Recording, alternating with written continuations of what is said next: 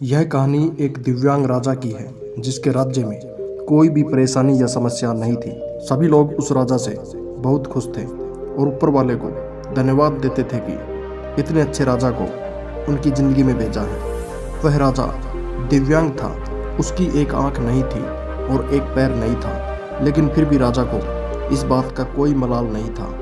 एक दिन राजा अपने महल के गलियारों में घूमते हुए अपने पूर्वजों की लगी तस्वीरों को देख रहा था और सोच रहा था कि मेरे पिताजी इतने सूरवीर थे, उनके पिताजी इतने सूरवीर थे, हमें इतने सूरवीर खानदान में जन्म लेने का मौका मिला, यह ऊपर वाले का धन्यवाद है। राजा सभी चित्रों को देखता हुआ आखिरी चित्र तक पहुंचा और फिर उस खाली जगह को देखा तो वह चिंता में पड़ गया, क्योंकि उसे मालूम था कि अब यहाँ जो तस्वीर लगेगी वह उसी की लगेगी। लेकिन राजा को इस बात की चिंता नहीं थी कि वह मर जाएगा। चिंता इस बात की थी कि वहाँ जो पेंटिंग लगेगी वो कैसी लगेगी। राजा के एक आंख और एक पैर न होने की वजह से वह चिंता में पड़ गया और सोचने लगा कि इस गलियारे में इतनी शानदार पेंटिंग लगी है, लेकिन मेरी एक आंख और एक पैर ना होने की वजह से मेरी ही तस्वीर सबसे खराब लगेगी और सबसे भद्दी दिखेगी। राजा ने सोचा कि मेरे मरने के बाद पता नहीं कैसी पेंटिंग बनेगी, और क्यों ना मैं अपने जीते जी ही एक शानदार पेंटिंग बनवाऊं, ताकि मुझे सुकून मिल सके कि मेरी यहाँ अच्छी पेंटिंग लगेगी। अब उस राज्य में ऐलान करवा दिया गया और सभी पेंटर्स को बुलाया गया और कहा गया कि जो भी पेंटर राजा की शानदार पेंटिंग बनाएगा उसे शानदार इनाम मिलेगा। अब सभी पेंटर राज्य में आए और उन पेंटर को पता था कि अगर शानदार पेंटिंग बनेगी तो शानदार इनाम भी मिलेगा। लेकिन जिस राजा की एक आंख नहीं है, एक पैर नहीं है, उसकी शानदार पेंटिंग कैसे बनेगी। पेंटर सोच रहे थे कि इनाम का तो पता नहीं, लेकिन अगर शानदार पेंटिंग नहीं बनी और राजा गुस्सा हो गया तो सज़ा मिलेगी।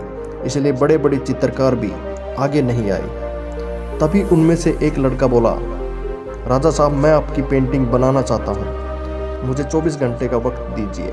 अब सभी बड़े बड़े पेंटर हैरान हो गए कि ये लड़का क्या पेंटिंग बनाएगा, और अगर राजा को पेंटिंग पसंद नहीं आई तो इसे सज़ा ज़रूर मिलेगी। राजा बोला, ठीक है, आप पेंटिंग बना करके आइए। अगले दिन वह लड़का तस्वीर बनाकर लाने वाला था और दरबार पूरी तरह से भर चुका था।